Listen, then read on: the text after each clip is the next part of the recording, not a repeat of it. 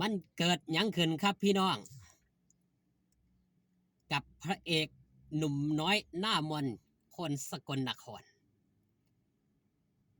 มานะชัยสาวน้อยลำเพลินโชว์ออกมาโพสต์ร่ายยาว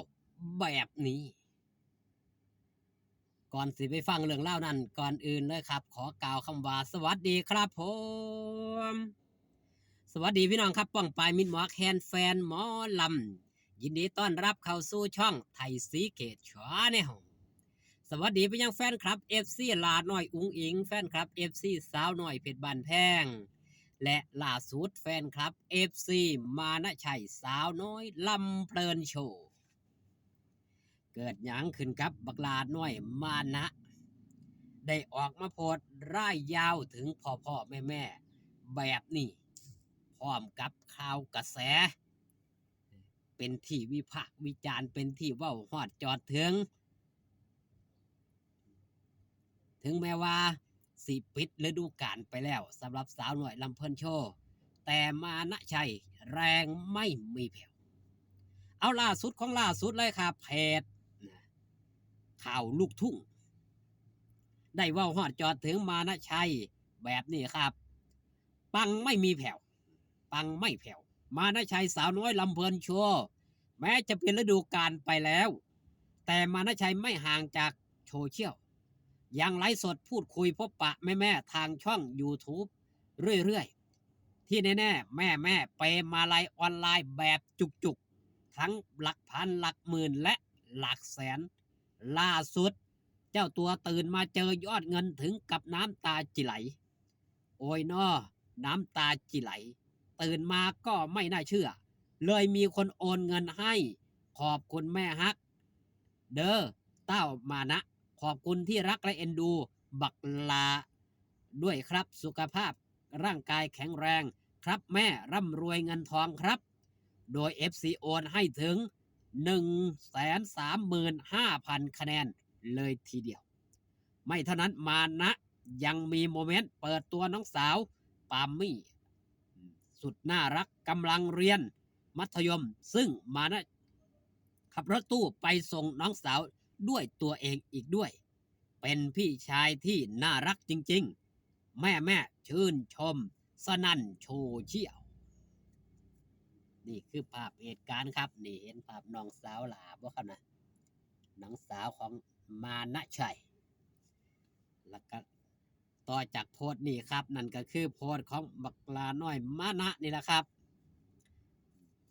ได้โพสต์เบาหอดจอดถึงแฟนคลับ FC ตอนที่ไปแสดงยังครับไปงานเนาะไปงานพอวีให้กำลังใจพ่อครับแฮชแท็กศิลปินภูไทยสวัสดีครับบักลามานะอนุญาตส่งงานครับผมวันที่6มิถุนา69ก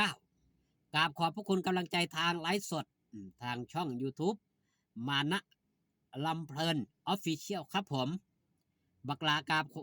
ขอพรพระและสิ่งศักดิ์สิทธิ์บันดาลให้ทุกท่านและครอบครัว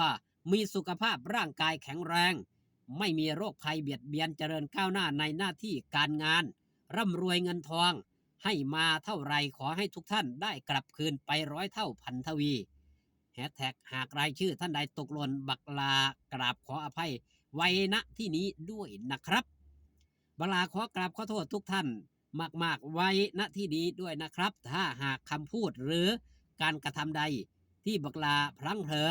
ทำผิดพลาดหรือปฏิบัติตนไม่เหมาะสมยินดีน้อมรับเพื่อแก้ไขปรับปรุงให้ดีขึ้นครับผมบ้านฮักน้องมานะบ้านพลังรักน้องมานะรับเชิญคุณปิดวันที่14ครับผมพร้อมกับลายสื่อเนาะลายสื่อคุณพ่อคุณแม่มากมายหลายผู้หลายคนอย่างแม่เล็กแม่ที่พานันแม่ม่วงแม่ทิม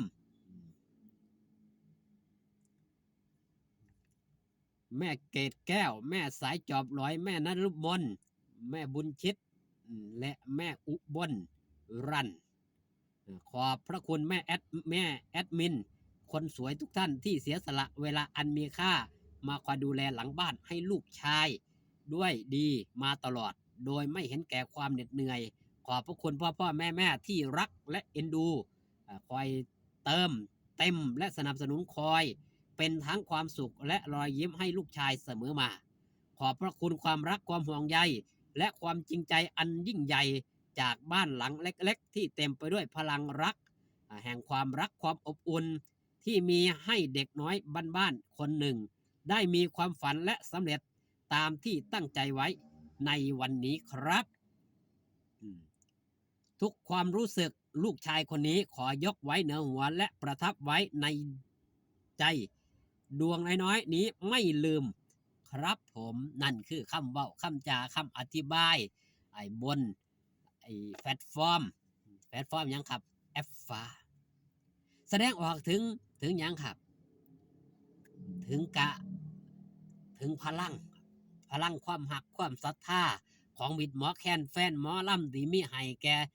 เด็กน้อยผู้หนึ่งที่ก้าวย่างมาตามความฝันของเจ้าของจนประสบผลสำเร็จในปัจจุบันยังคงรักษาชื่อเสียงภาพลักษณ์ที่พ่อแม่นี่มอบให้ด้วยดีเสมอมาว่าง่ายๆครับมานาชัยเฮ็ดโตเสมอต้นเสมอปลายบ่ว่าจะเป็นคำเว้าคำจาบ่ว่าจะเป็นการกระทำต่างๆเด็กเป็นตาหักเป็นตาแพงคำเว้าคำจาก็อ่อนหวานเข้ารบผู้ที่อยู่ร่วมงานกันโดยบ่ได้นะครับ โดยบ่ได้ว่ารังเกียจโดยบ่ได้ว่าฉันนี่แหละมานะดังแล้วถึงแม้ว่าสิดังครับก็ยังเฮ็ดโตคือเก่าคือเดิมนี่คือศิลปินอีกคนหนึ่งที่เป็นแบบอย่างให้กับมิตรหมอแคนแฟนหมอลำเป็นแบบอย่างให้กับศิลปินรุ่นน้องๆที่สิเข้ามาสู่ชายคาแวดวงการบันเทิงวงการอย่างหมอลำต่อไปถือว่าเป็นศิลปินต้นแบบอีกผู้หนึ่งที่ประสบผลสำเร็จจากบ่มีกลายเป็นคนมีณปัจจุบันถือว่าประสบผลสำเร็จครับเพราะว่าหลายผู้หลายคนก้าวมาพร้อมๆกันความสำเร็จมันบ่คือกันเส้นทางแต่ละคนมีความฝันเช่นเดียวกันแต่คนไหนจะไปถึงฝั่งฝันมันก็ขึ้นอยู่กับบุญนำพาวาสนานำทรงรวมประกอบไปถึงการกระทำตนกระทำโตไปนำนี่แหละครับมันเป็นเสน่ห์ของศิลปินขอบคุณพี่น้องปังปายที่เข้ามาเบิ่งมาแย่งอยู่ดีมีแห้งพอกันคลิปหน้าสบายดีครับผม